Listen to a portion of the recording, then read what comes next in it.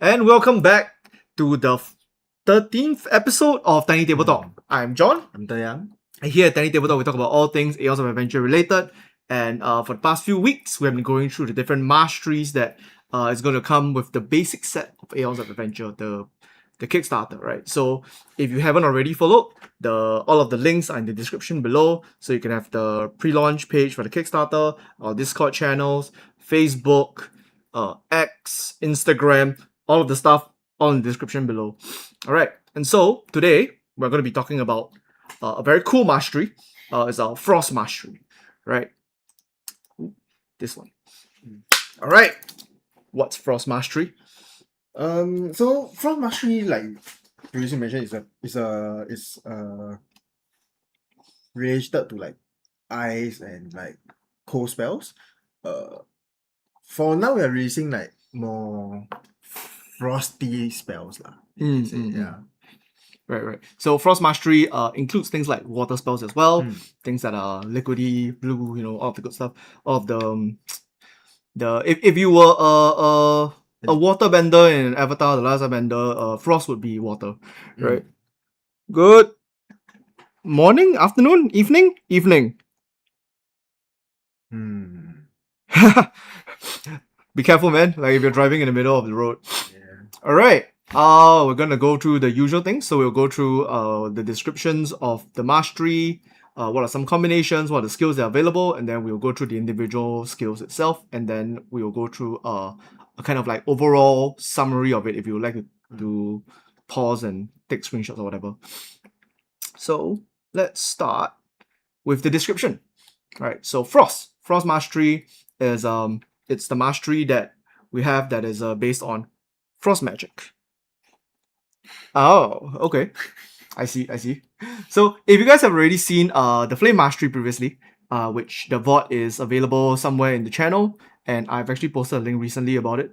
So if you have seen the Flame Mastery, this is the Frost counterpart to it, right? And the reasons why we are doing masteries in this manner instead of having, all spells like evocation in your traditional TTRPGs is that we want you to be able to take a single aspect of the magic, of the elemental type of magic, and put it into your other class fantasy combinations, such as like a frost sword shield wielding kind of knight, if you want to be like, Arthas wielding frostmourne and stuff like that, right? So in this case, the frost mage here is very much focused more on slows, medium range, not super long, and a lot of control, right? So I'm going to read the description right now. This is a snippet from the book.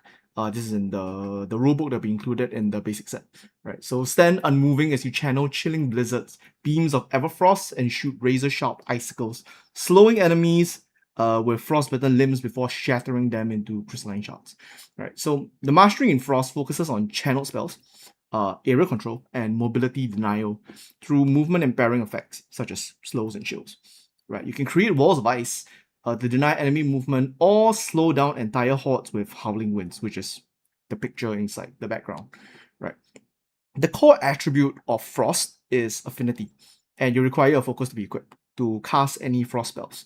So if you have already seen some of our other masteries, all of the masteries for martial weapons, the core attribute is dependent on the weapon itself. So if the weapon is a might weapon, is a dex weapon, you would use might or dex. However, for magical masteries, they come with a kind of like a pre-allocated attribute that you have to use. So in this case, for Frost, for Flame, it is Affinity. For Radiance, previously that we showed, it was Charm, right? So Frost, Affinity, right? So there are 5 skills here as per normal. The choice node is in the second rank, right? So it's Cold Beam, Icy Lance, Frost Nova, Glacial Wall, and Howling Winds. So you can start to imagine what are some of the inspirations that we have taken from, right?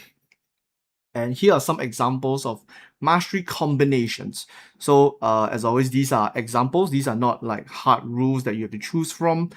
These are our way to tell players who are not so familiar with the system or the way that we're doing our mastery system as to how you could emulate what you've already been playing in other systems and what are some interesting combinations you could have with our system in particular, right? So the first one will be the cryomancer. The cryomancer is like your typical ice mage, right? So you have frost magic, but with a little twist, which is that you're wearing heavy armor.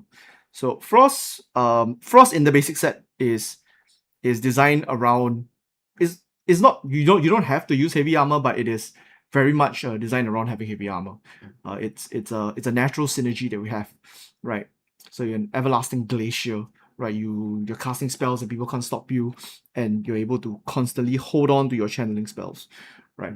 And the second example here is the paradox. So the paradox is if you have seen the cover of our basic set, there's a little like claimant guy who has like fire spell. You can't see his other hand, right? It's not drawn in, but he's a paradox character as well. He has flame and frost magic, right? You're casting, fireball here and a frost ball in the other, right? And you're wearing cloth armor.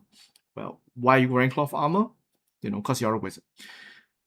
Okay, is there anything else before we want to move on to the very first skill?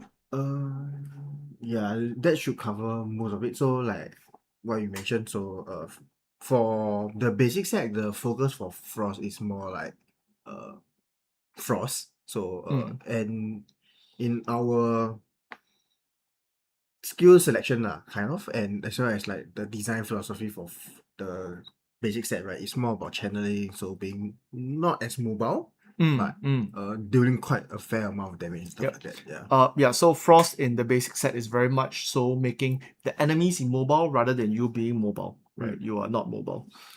Well, you can be, but generally you're not going to be. So let's go on into the very first skill. All right. As always, we'll have a little picture of the card. We've swapped it around from the last time because it's a bit easier to read from the top and it doesn't block like all of the YouTube UI and stuff like that. So the card example is below. This is not the card that's above. I'm going to be showing this card throughout the entire video. This is the same art that is in the background and the picture for the Frost Mastery, right? Which is Howling Winds, which you'll see later. But for reference, so the cards are representing the different skills that you can obtain through the mastery. As you level up your mastery, you rank it up and you put points in them and you learn the skills, right? And everything that you need to use a spell or a skill is contained within the card, right? So let's jump right into the very first skill here, Cold Beam. So Cold Beam is the very first skill that you pick up in the Frost Mastery and you it's basically a rank 0 cell. So what that means is actually because just now I think you showed on the table, so it's rank 0, 0, 1, 2, 2, 3. Yeah. So being rank 0 means this is the kind of identity of the skill. So it's the very first skill that it's you the will very learn, first skill that you learn, if you pick up the Frost Mastery. Correct. So but it's also what you can expect from here onwards. So going to the skill itself. So Cold Beam, these are the tags for it. So what are tags, right? These are like identifiers for the skill itself. So in Cold Beam case, it's a strike, range, bane, channel, and spell. Going down one by one. So strike is when you will roll a strike roll, which is you rolling a 2d6 roll. Then you determine based on comparing to the evasion and then a pass and fail based on that. So range means this is from range, and bane means that this is it causes a debuff in a sense. Channel do you want to go more into it? We're going to channel later. Yeah, okay. So spell is just it being a spell. Yep. Which is tied to the next one, which is the skill type for Cold Beam is a spell. So SP cost, right, is stamina cost here. Stamina point cost. So stamina point cost. So in AoE we utilize a stamina point cost system. So what that means is like every spell, every action costs a stamina point. So for movement, your movement, right, is 1 stamina point, and you can move up to your movement speed. So for Cold Beam case, this costs 2 stamina points. And basically level 1 and level 2, that's all your stamina points. Yeah. Then like what I mentioned earlier, this is a Frost 0 spell.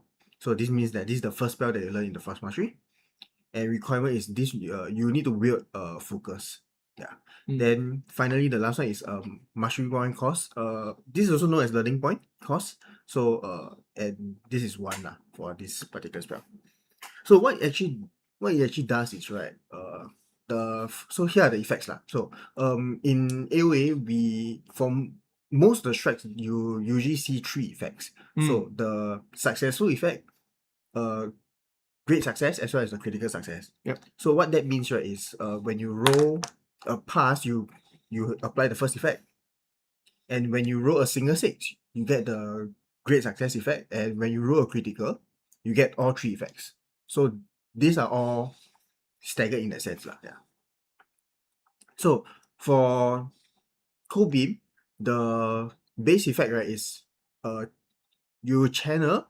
So you see a bracket one lightning bolt. So but that is the stamina icon here. A range, what is it? 60 feet. Yeah. 60 feet spell strike, dealing 6 frost damage for up to 1 minute. So then the target loses 10 movement speed till the start of your next turn. For great success is you do additional 2 damage, and for the critical success, the target will not be able will have 0 movement speed to the start of your next turn. So you're basically frozen this guy, right? So this is a new property that we haven't really gone through before in the previous skills, right? Which is channel. So channel is something that is new. It's very rare for it's not common currently in our skill set that we have in the different masteries.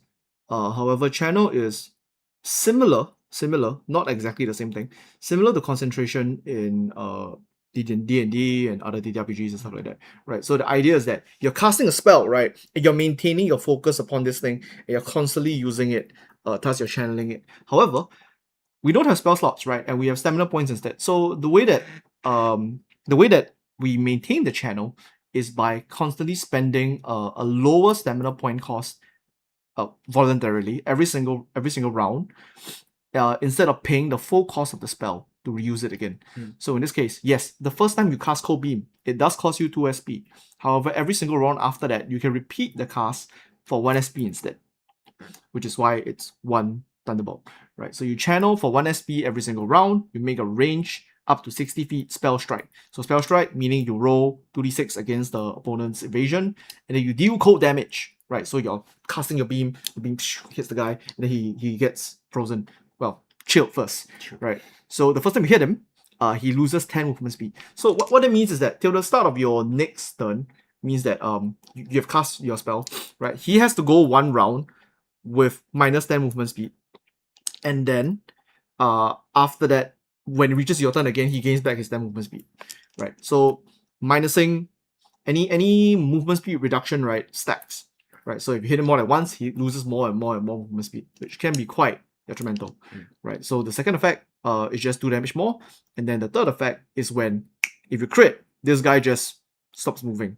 right? He can still attack, he can still use stamina points and stuff like that, right? But his base movement speed is 0. And if you're familiar with some of the other masteries that we have shown, such as the Swift Edge or mainly the Swift Edge, right? The skills move you using your movement speed. So if your movement speed is 0, you don't move, right? So this is one of the ways that we try to make the system kind of like synergistic and applicable throughout all of the different masteries and balances throughout the different skills. So that's Cold Beam, right? Your Frost Beam, your Ray of Enfeebling and stuff like that, right? Is there anything else you want to go through for Cold Beam? Pretty straightforward. So like what you mentioned, this is basically this is your first skill. So you will be, and I think this skill is quite useful even at like level 5, which is the kind of the end of the the basic set campaign lah. Yeah, basic set adventure, adventure, yeah. So do note that just now when we say movement speed reduction stacks, right? It stacks up to 0. Yeah. You can't go negative. You can't go negative here. If you're not moving, you're not moving. Yeah. Right. And to go into a bit more depth is for regarding the turns, right? So what we have in AoA is that we have a round, and within a round, right, you have 3 different type of turns here. So the player turn, the enemy turn, as well as this thing called a scene turn, where like the background things happen. So like for example, flood happens. So what all these effects are done there. And when we talk about like start of your next turn means like it goes through that whole The whole round. into the start of your turn. Right, right. So within a single turn, there's no initiative. You can go in between your allies attacking, different actions. You can go in between as long as it's on the player side, right? And then it goes to the enemy and they do the same thing. And then the scene turn and then goes back to you again, right? So it goes in the same round constantly until the enemy dies, right? Or you die, right? Either or. So, all right, let's move on to the second skill, which is Icy Lance. So this is a skill that you pick up after having picked up Cold Beam, right? This is a rank 1 skill, so you must have already spent 1 point inside Frost. So Icy Lance. What's Icy Lance? So Icy Lance, right? A bit more simple than Cold Beam. So what is this? It's a strike range Bane spell. Almost same thing, you just don't see channel here. Yep. It's a spell skill type.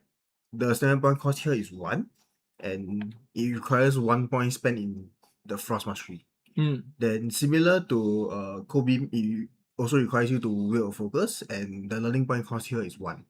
So what it actually does, right, is it's a range 60 feet spell strike dealing 4 frost damage, and on a great success, right, it deals 1 additional damage, and it loses, and the target loses 10 movement speed again.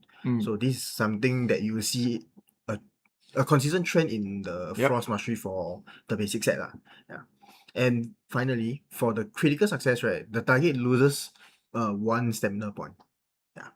Which is a very big Very big deal. Right. So traditionally, if you were stunned in TTRPG, you lose your round, right? Another way of looking at losing your round is also losing your actions. We don't want someone to lose their entire round, right? So instead of losing an entire round, you lose a stamina point, right? Which at lower levels, you only have 2 stamina points, so that's half your actions. At higher levels, they have 3 stamina points, so that's 1/3 of your actions, right? So this is one of the ways that we are trying to scale back the effect of a full stun, but at the same time still keep that that kind of like debuff freezing element to it without completely ripping out the flavor, right? So let's go through the entire skill again in a quick summary. So Icy Lance, yes, it's a strike, it's a range, it's a bane, it's a spell. It's a bane because it has a negative effect, right? This is 1 SP cost. So if you saw just now, Cold Beam, you start your first card, right, with 2 SP, and then you can maintain with 1 SP. So because you're slowing your enemy so much, and you don't really need to move, or your ally may help you to cover or whatever, you can channel with 1 hand, and still cast your Icy Lance of another, right? You can't channel 2 spells at the same time, but you can channel 1 and keep casting other spells, right? So the kind of design concept was that, yes, you would cast your Cold Beam, and then you'd be casting Icy Lance at people as they come by, right, just to strike them down. So if you land both your strikes on the same guy and it's a great success on one of them, this guy is going to lose like 20 movement speed, right? This guy has to crawl to you at 10 movement speed every single move action, right? Which can be very detrimental, right? So you're starting to see like, okay, there's this kind of like foreboding aura and control that is happening already at level 1, right? Level 1 or level 2, depending on how many points you want to add in, right? And of course, losing that 1 stamina really makes a difference, especially with the way that advantage works, which is that when you roll a 2d6, which is a strike, right? You roll a 2d6, if you have advantage, you add a 3rd dice, and you take the 2 highest ones, right? And if you get more advantage, you just get more dices, and then you take the 2 highest ones no matter what. Disadvantage, vice versa, right? Which means that it is quite realistic for you to obtain critical successes, not super reliably, but fairly often. It gets more and more reliable the more ally help you have. So like for example, we have talked about like mastery, like for inspiration. So stuff like setting a single die to 6 and stuff like that. Yeah. Does 0 MS cancel out a charge skill? Yes, it does. So if you have no movement speed and ask you to charge, you can't move, right? So it does cancel the charge, right? It is a direct counter to it. Correct. So it's a set to 0. It's not I put you. I mean, yeah, it is a set to 0. Yeah. So if you reduce the guys to 0, his charge is just you can't move anymore, right? Wouldn't be wise to shout charge if your allies are frozen. So, right, not the smartest commander on the field. You could also just give it to other people. Yeah, that's true. Since this is like a single target spell, stuff like that, so it's not you still have your other allies to cover. right? These are single target skills. But next one is not. Yes. So Frost Nova. The first choice node. So Frost Nova is a react blast bane spell. Right. So react is if you have watched the Swift Edge was the last Swift Edge? Yeah. So Swift Edge mastery video, right? You'll be quite familiar with this term, but I will explain it here also. So what react is, right, is this is basically a trigger, it's a triggered spell of one of the effect that will be I will talk about later lah. Yeah. It is in other traditional TTRPG, it will be basically reaction reactions attack lah, reactionary attack and stuff like that. Yeah. So for blast, right? So you have seen strike. So strikes are the 2d6 where you roll against the enemy, and blast is actually the saving throw side of an attack where the receiving target will now be the one rolling against you. Yeah. And then bane and spell. So it's a spell skill type again, and here the stamina point cost goes back up to 2. Mastery is Frost 2, so this means that you need 2 points invested into Frost before you can take this skill. Yep. You need to be wielding and focus, and the learning point cost here is 1. So what Frost Nova does is, right, react when a melee strike hits you. Spell blast, how much again? The numbers the blast strike. Everything in a 10 feet emanation for 5 damage. And creature lose 10 movement speed till the start of your next turn. Yep. Another 10 movement speed gone, right? Not only that, but they are also knocked back up to 5 feet if they are no larger than 1 size above you. So if you're medium, you can lock up to a large, right? And if you're large, you can lock up to a huge, right? So this is kind of like that. The kind of like reactionary when it hits you and then you release this blast and it pushes people away and freezes them and stuff like that, right? So Frost Nova, it's a react for 2 SP. Not cheap. This is not cheap, right? At low levels, which you can obtain this at level 2 at the lowest, right? That means if you spend all of your points into Frost, you can obtain this at level 2, which means you only have 2 SP, right? If you were to react, which you would have to use all of your SP to react, you would spend it and then you would push them away and it deals 5 damage, right? Not super efficient in terms of SP, but this can leave a very lasting effect on the battlefield because you are, first of all, this is AoE around you, right? Enemies have already reached you at this point. You're not going to knock them away, and you're going to also slow them for 10 movement speed until the start of their next turn. Correct. Right. So do note that it's not only enemies, it's everything. So this includes allies that's near you. Yes. Be careful with your allies near you. Yeah. Of course. Right. So the second part is that you have to react only when the strike hits you. Correct. So this is not when someone tries to make the strike. This is after they've already hit you. So you already confirmed that they're already, next to you and they're going to smack you already, right? Then you can react with that hit, right? It has to be a melee strike. So if someone shoots you with an arrow, you can't do this. If they have a very long melee range, yes, it still procs it, right? And this is where there's a little bit of a caveat, right? Which is that you could have melee weapons with more than 10 feet range. It is possible if you have a polearm and then you use, like if you have seen our Radiant Mastery, we have an enchantment that extends a melee weapon by 5 feet, right? So if a polearm is 10 feet, you polearm another 5 feet, is 15 feet now, right? I can actually melee strike you from outside of your range. So there is that possibility, but generally, that's not going to be happening. So on that particular situation, right, even though they hit you, you can still use Frost Nova, but it just doesn't affect them. Yeah. Because they're right outside the range. That's right. But everyone who is still within your range, right, still gets affected. Correct. So 10 feet emanation, so it goes up from around you, 5 damage. They lose 10 movement speed until the start of their next turn and are knocked back up to 5 feet. Right. So it's you can imagine you get strike, ice comes out, howling winds from Warcraft, right? Blast them away. So just imagine this as like a shockwave type skill, but like Frost team in that sense. Yeah. It's a armor of Agathis on crack, right? Yes, don't use this while flanking, that's right. Well, okay. If you're flanking for someone else, if you are angled nicely, sure. If you're not angled nicely, you could somehow knock them back into another flank as well. It is possible. It is possible. There are some strategies you can do here, right? But it requires the enemy to hit you. So there. It's not it's definitely a reactionary move.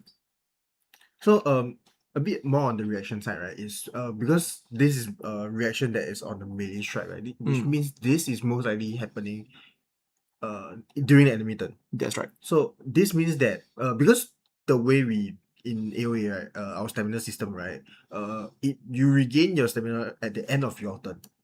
So this means that if you use this skill during the enemy turn, it affects you directly in that when it's your player's turn, right, you have nothing to do. That's So right. do take note if you only have like 2 stamina cores. And this stuff applies like that. to all reactions. Correct. Right. All reaction that's using stamina that's plus your player turn. Yeah, I mean, if you're reacting on your turn, then sure. Yeah. Right? Then But if you're reacting after your turn, during the enemy's turn, typically you're gonna have less stamina by the time it reaches your turn again. Right. Okay. Now, the fourth skill, Glacial Wall. So Glacial Wall is a slightly longer one. As you can see, it's covering the picture of the card. not the longest one. I think. It's not the longest The one. final one is longest one. Yeah. So okay, sorry. Yeah. So Glacial Wall. So it's a blast and spell. It's pretty for text wise. It's pretty short. It's a spell type. The stamina point cost is still 2, and this is the other option of the choice note between Frost Nova and especially this skill is Glacial Wall. Yep. So requires building a focus, and the learning point cost here is 1. So what it does is you conjure a 15 feet line, long wall, within 60 feet of you for 1 minute. And when you create that wall, right, you do a spell blast on the targets that are in the area for 4 damage. Then knocking them back up to 5 feet if they are larger than you. If they are one size larger. Yeah. Yeah. Then the Glacial Wall itself has stats. So it has no movement speed, obviously. Yep. It's 2 armor and 8 HP. And it's weak to fire. And immune to cold. Right. And size wise is 5 feet by 10 feet. 5 feet wide and 10 feet tall. Yeah. Then you can only have a single wall conjured at any point in time. That's right.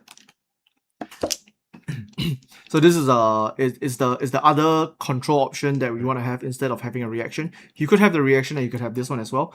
But generally, if you want to bum rush the final skill, which we would recommend, right? You would want to choose between this one and Frost Nova. So this depends very much on what is your intent with playing Frost. Are you someone who is trying to get closer to the enemy, or are you someone who's trying to stay as far as possible away from the enemy, right? This can also affect your team composition as well. Because if your allies are all going to be in melee range or they're all going to be ranged, a wall makes a very big difference. Whether you're walling your allies away from the enemies, walling your allies with the enemies, or blocking your own allies' line of sight. Yeah. Right. So if you're playing against if you're playing with a full party of ranged guys, right, and then you decide to block them from advancing to you, you're also blocking your party from attacking them. That's right. Because it's a 10 feet wall. Yep. Right, yeah. So if you're familiar with League of Legends, this is like Anivia. That was like Anivia's literal wall, right? True. However, this one does a little bit of damage and is preemptive. So yes, you conjure a 15 feet line. So conjure is not exactly a keyword, but this is a term that we will use whenever you create a lasting effect. So in Flame, we use conjure when we talk about burning ground, right? So you conjure a burning ground, even though yes, it is a channel in which you conjure a burning ground, right? So you conjure a 15 feet line Glacial Wall within 60 feet. So this is within 60 feet of you. So this is exact same range as Icy Lance and Kobe, right? For 1 minute, which is 10 rounds. Yeah. Spell Blast. And we didn't note just now, but Blast for Frost is based on Vigor. So the saving throw here is Vigor, it's not Dexterity. You're not using Dexterity to dodge your cold spell. You're using your Vigor to resist the cold. Right. So this is something that's a little bit unique, slightly different than your traditional I shoot a fireball and you jump away from it. Right. So this one is I cast a frost spell and you're trying to resist the cold with your Vigor, your fortitude, right, with your body. Right. So Spell Blast. It knocks them for 4 damage. If it succeeds, if it doesn't, they just, they don't take the damage, they just get knocked up with the ball, right? So sends them 10 feet up, knocks them 5 feet away if they are small, right? Note here that this is not a size larger than you. This is large or smaller because the wall is a standard size. Your wall is not going to get bigger currently, right? And yes, the wall itself doesn't have stamina because it's not going to do anything, right? So we're gonna do weak to fire. So what exactly does weak to fire damage mean in AoA? So I think this is also the first time we will see this with weakness and immunities. So these are all under like a damage multiplier lah. Right. So in your traditional like other TTRPGs, right, you have like 2 times damage, stuff like that. So for weak to fire, it's the same thing. It's also 2 times exactly damage. the same thing as other RPGs. Correct. So imagine I throw a fire bolt at you, right, and it does like 4 fire damage. But against the wall, you'll be 8.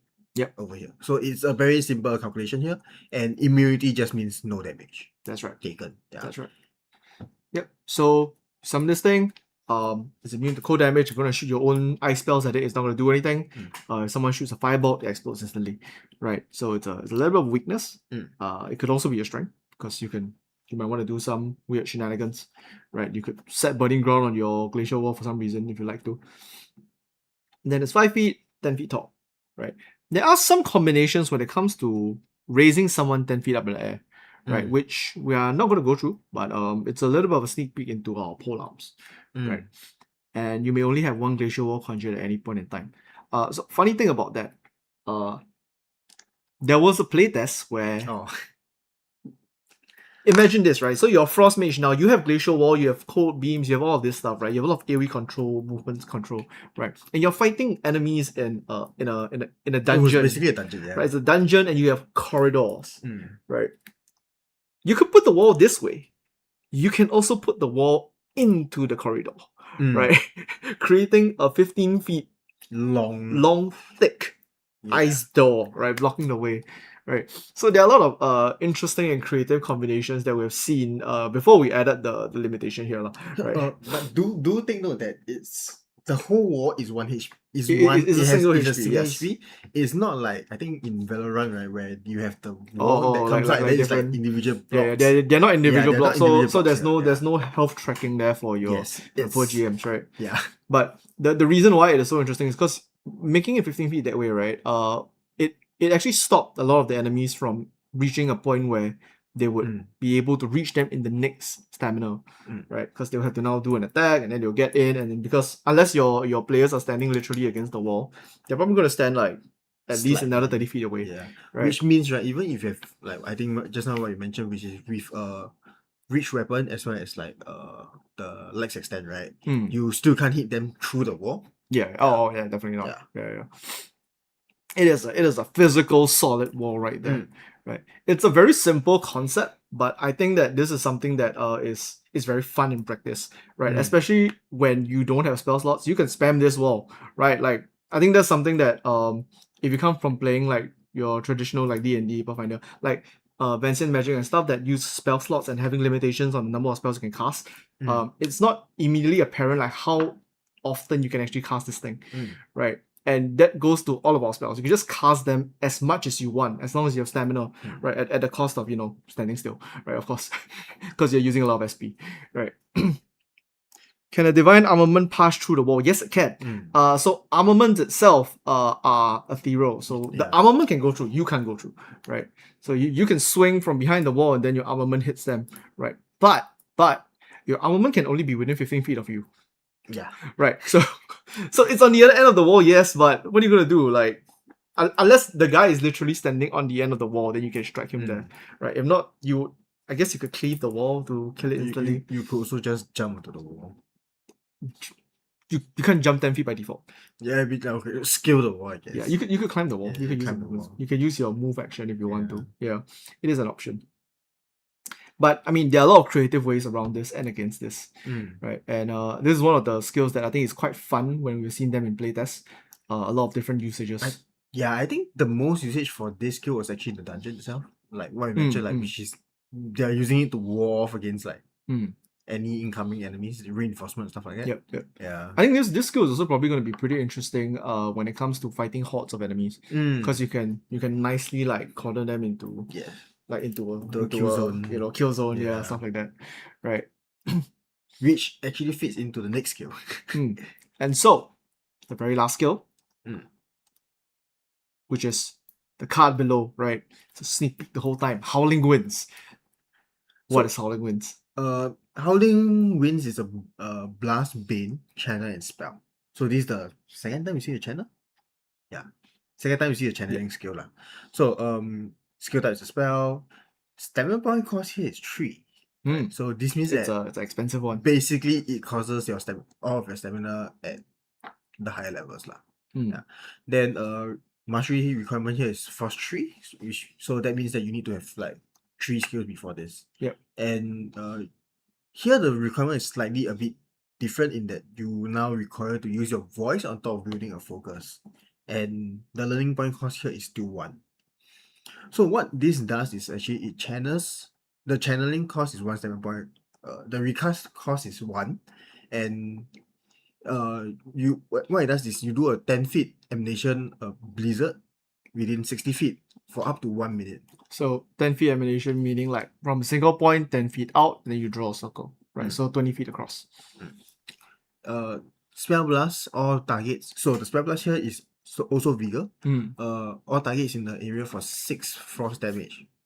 And when they enter or end their turn inside it, then the targets, all these targets loses 10 movement speed till the start of your next turn as well. As long as they've been hit, right? So this is a much more, how to describe it? It's a very oppressive. It is very oppressive. Yeah. It can be very, very, very oppressive. So initially when we were playtesting this skill, right? The concept of this skill was initially on archery. Right? It was like a rain of arrows, and it would do a lot of things. Pinning rain of arrow thing. Yeah. And it was unbelievably oppressive, right? So we've toned that back slightly. It used to be much bigger. Now it's slightly smaller. You can control it a bit more. 15 feet wide. Right. Yeah, it was 15 feet, so it's 30 feet across. Yeah. Now it's slightly more controlled. You're not going to hit all of your allies with it all the time, right? Breaking their own concentration sometimes. However, what it does now is that when enemies, and you'll see the same thing in Burning Ground, right? Which is that this triggers when enemies enter the thing and when they end their turn on it. So they actually get hit more than once, right? If, for example, they want to run into it and end their turn in it, they get hit twice. Yes, that's right. And as long as they get hit, they lose 10 movement speed until the start of your next turn, right? So the reason this is the start is because it's meant for on the player's turn, right? And then for the second part, targets also lose 10 movement speed as long as they're in the blizzard. Correct. So, in totality here, right, it means that they're losing 20 minimally, right? Correct. As long as they get hit. As long as they get hit. Right. If they don't get hit, they lose 10. So just running through this blizzard already cuts their movement speed down, right? So but the thing here is that it's while in the blizzard, right? So this means that if they run through, then they're fine after that. But well, yes, but the moment you enter the blizzard, you already lose that 10 movement speed. So this means that it's not. Yeah. So you couldn't make it out to the other side, which is the issue. Right. Then I think the next point is important, which is you yourself as the caster are not affected by this spell. That's right. That does not mean your allies are not affected. Yeah. So be careful. Your allies are definitely affected by this spell. This also means, right, if you have 2 frost users, you are still affected by the other guy's Howling Wind. That's right. Yeah. That's right. Yes. Because you're not that. Same for Burning Ground in the Flame Mastery. Yeah. If you set the ground on fire, yes, you, the caster, are immune to the spell. That does not mean the other casters are immune to that spell, right? Because you're only protecting yourself, right? So it's quite typical of most AoE spells to just affect everybody, including yourself, including the enemies. So this is just a reminder, because we have a lot of like minute measurements to every single spell. You know, there's exact feet distances. It takes up X number of squares, it controls area, right? And that's intentional, right? We designed the game to be very much a tactical kind of like FF Tactics, RTS kind of design concept, right? Very combat focused, very combat heavy, very combat specific, right? So is just a reminder that yes, all of these things do affect. Some things don't, such as this doesn't affect yourself, right? But generally they do affect everybody in the area of effect. It also generally affects you unless it's stated otherwise. That's true. Yeah. You fireball the floor, you're gonna hit yourself. Yeah. Right. Frost Nova is around you, so it doesn't hit you. Right. You can Glacial Wall yourself, by the way. Yes. So you can hurt yourself with your own Glacial Wall. If you have enough armor, see you can block off the whole hit. Right. You can still just knock yourself 10 feet in the air. Now you're standing on a Glacial Wall. Right. So is there anything else you want to add here to Howling Winds? So I think this is one of the few like combination for if you're going a full frost where you're going like Glacial Wall into Howling Winds where you can like massively cut down like what are even the enemy options of approaching you as well as your party lah. Yeah. So these are some gameplay planning that may or may not be required here along. Yeah, and coordination as well. So this is how we are pushing for the tactical aspect of the game. Yeah. So we make things like how do we give tools to the players, right, to control the battlefield. So Frost is one of the few mastery that has a higher priority in that sense, where they are more of the controlling mastery itself. Yeah. Yep, Frost is definitely very much the control mastery. If you want a skill set that is meant to dominate certain areas of the battlefield, like locking down targets, lock down areas. You want to just stop them from moving through an area. Frost mastery is definitely for that. However, Frost mastery also has 2 channel skills, which are your 2 main skills basically. So a bit on that also is that I think you touched on this very slightly, but you can only have a single channeling spell active at any given time. That's right. Yeah. So okay, just gonna quickly go through all of the things that we have shown so far. Right. So the description here. So this is what we showed just now at the start, and then we have the first skill Cold Beam, second skill Icy Lance, third skill Frost Nova, fourth skill Glacial Wall, and then the fifth skill, which I'm going to put over the Frost description because there's not enough space, Howling Winds. Right. So with these 5 skills kind of like set up in mind, right?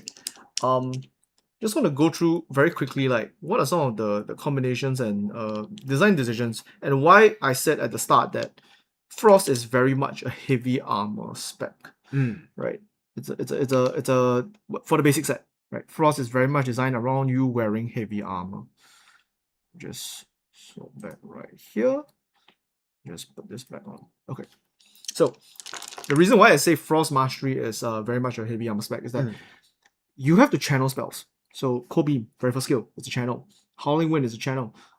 When you channel, your concentration can be broken, right? There is a cost here. You're standing still, you're probably going to get hit, and yes, you're channeling a spell. Now, when you are hit, when you are channeling a spell, you have to make a concentration roll, right? Which is a 2d6 roll. All of our rolls are 2d6 rolls. It's a 2d6 roll with a vigor, right? The difficulty is based on the damage that's being dealt to you at this point, right? With some caveats. The exact formula is in the rulebook itself, right? So you'll make a concentration roll, a concentration check, and you'll see if you maintain your concentration. If you have enough armor and the damage is low enough, you could just ignore this concentration check, right? Thus, building heavy armor, right? So when you start stacking, and this applies to even blasts, AoE attacks, and all these things that graze you. So traditionally, if you had high AC in another TTRPG like D&D, you have high AC or you have high dex, these things are not directly correlated, right? Because if you have plate armor versus if you had like leather armor with dexterity, yes, all of it's high AC. People have difficulty rolling against you, but if you have plate and you have to make a dex saving throw, you're still gonna suck, right? Because you're not gonna have enough dex. However, in AoA, because you have armor rating as a stat, this reduces damage completely. So if you have 4 armor and the guy does 4 damage to you, you take 0. And when you don't take damage, you don't make concentration checks. A bit clarity on this, that when we meant damage, right, it means like damage to your health. It does not mean the raw damage from the attack. Yeah. So basically, you took no damage. No? Yeah. Yeah, you have reduced that damage to 0. Correct. Right. So I think we showed that the combination is with heavy armor. And heavy armor, the reasoning for that is because heavy armor is there is another armor class that has armor, but it's not as much. So it will does its job in that, because it's a mixture between evasion base as well as like more armored base. It might be better for certain players if they like to roll and stuff like that. No, it's definitely worse if you're trying to channel things. Correct, Because you have less armor rating. So no spell is going to hit you for 1 damage. Right? Yeah. So if you only have 1 or 2 armor, it's probably not going to work very well. Right? So it very much encourages stacking at least 3 or 4 armor, maybe even 5 armor if you want to take a shield. Right? So that's why we say that you want to take you might want to take heavy armor. However, there's also the option of just screw it, just wearing cloth armor, just evading, having an inspiration ally. Just now you mentioned that having an inspiration ally casting charge and using your move action for you, basically, right, to move you instead of you having to move yourself, right? So it's saving a little bit of SP here and there, right? Frost is also not one of those masteries that benefit as much from having more stamina, because channels can only be repeated once around, right? So if you have cast Cold Beam for 2 stamina, the second down you want to use 1 SP to cast it again, you can do that, yes, but you can only do it once around. So it's maintaining the spell. So no matter what, you always have this other SP that you have to use something like maybe Icy Lance. You can use it for your move. You can use it for all of the other basic actions that are available as well. Oh, like what you mentioned, which is what if you're holding a shield, you could use the shield as well. Like that's right. A skill from the shield side. Yeah. That's right. So Frost Mastery are not as multi-classable compared to the other masteries. However, definitely still very much so.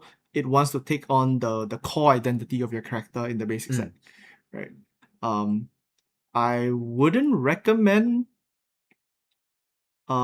taking. I mean, you could take like a 1 or 2 dip into Frost Mastery, but compared to the other masteries, I think it is not as effective. If you were to take a dip, right, I will actually only say that you might at most, depending on your team comp as well, maybe take up to Frozen the Glacial Wall. Like that is kind of the strongest control skill that we have in the basic set. So if you want to take a dip, but that's also not really a dip at that point because it's pretty high level. So Glacial means you're taking 3 points, 3 right? points, So that's half your mastery. So that's taking half, right? Yeah. So is it really a dip at that point, right? And anything below that is like fiber. If you take Cold Beam, right, that's not worth as a basic dip, right? You will still want to go Icy Lance at this for like the minus stamina point. Well, I think there are some interesting options. There's still some interesting options, but recommendation for me will be, looking at team comp, I'll probably just take until Glacial Wall. Yeah. I mean, I think it depends very much on what you're trying to multi-class with, right? So if you're playing Frost Mastery, odds are you want to play Frost Magic. You're probably going to be ranged already.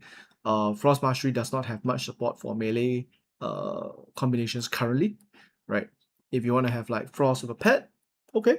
You want to play Frost with Flame and Arcane, also okay, right? Because they're all affinity specs, right? But playing Frost with the martial ones, not as good, not as terrific currently, right? But one thing is true is that Frost is a simpler mastery. Similar to Flame, I think Frost are both the Flame and Frost masteries are a little bit on the simpler side. I'll say Frost is probably simpler than Flame, simply because it's easier. There's less interactions with other players as well. But you can have more creative ways of using your own spells, not having to synergize with other players as much. With the caveat that you don't want to actually hurt your allies. Yeah. Right. So the only synergistic stuff for Frost stuff, right? Frost Mastery would be more of like positioning as well as like receiving buff, stuff like that. Yeah, I wouldn't really call it synergistic. Like you're not providing anything, and you're not really particularly aiding anybody else, right? Like sure, anybody can receive buffs from your allies or enemies. Glacial Wall will be an assistant to a future mastery that we'll talk about, but yeah. Yeah, that's about it. But that's about it, Yeah. So yep, and that is basically all of Frost Mastery for today. And this is a pretty short one. Yeah. By virtue of how simple Frost Mastery actually is. Alright. Right. So if you have seen our other masteries, other mastery VODs, other mastery videos, do try and consider some combinations that perhaps we might have missed out. Right? If you have seen, perhaps you have seen a skill and you're like, oh, like that looks like it could work very well with Frost. A buff wall to be a lower mastery investment. 2 points, it's already very low already. 2 points, alright. Yeah. I think it's fine. Because if we bring it any lower, it becomes is it really a skill that needs to be so low, you know? Like, is this something that we want to give to? If it's lower, right? Because so the way the mastery also is balanced around, it's also balanced around the stamina point cost. So if I were to lower, for example, like, if I were to lower this by like 1, right, which means it's competing with Icy Lance, that means you will never have enough stamina. Right. Do anything. Yeah, correct. Yeah. So at level 2 and below, you will never have enough stamina Correct. to cast a second spell, right? And you can get Icy Lance at level 1. Yes. Yeah, basically. Yeah. So actually, it's actually pretty easy already because you can get Glacial Wall at level 2. Yeah, level 2. Yeah, level 2. Yeah, level 2.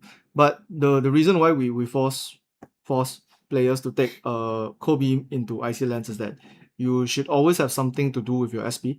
You should never have nothing to do. You should never have to use a move action, basically. Right? So as long as you cast a Co-Beam and now you're casting the channel plus a Co-Beam, you should always have a 1 SP option to be available. Right. To be fair, you do have your normal weapon attack, but yeah, you're not going to use your normal weapon attack on the take the staff and bonk the guy, right? Like, you could, but not recommended. No recommendation. Right? Not our intended design. Yeah. So yeah, if you have seen any particular combinations that might be interesting, do share them in the comments. Be it in this VOD, be it in the other VOD, just share them. If you've thought of anything cool, that's great. We are alternatively also you could join. You could go on the Discord and we can have a discussion. I think there's some discussion channel that we can talk about there. Yep. And so with that, all of the links in our description below in the stream for our pre-launch Kickstarter, for our Discord channels, for Instagram, for X, all of the social media is all in the description below. And please subscribe to this YouTube channel as well. Leave a comment, press the like, it helps with all the algorithm stuff that I have no idea about. Right. So without further ado, I have been Jon. I'm De Yang. And this has been the 13th. I keep saying 14 because I did the thing on Wednesday. This has been the 13th episode of Tiny Table Talk. Going forward, we'll be doing Tiny Table Talks on Saturdays here, Fridays in the US, and we'll be doing Dev Diaries on Wednesdays here and Wednesday morning in the US. Yes. Yeah, it's still morning. Yeah, it's like Wednesday, like 5 a.m. or 6 a.m. or something like that. Yeah. I apologize. It's quite late here. Yeah. Right. And now it's quite early here. This is the troubles of living in Asia. Time zones. Yep. So without further ado, we're signing out.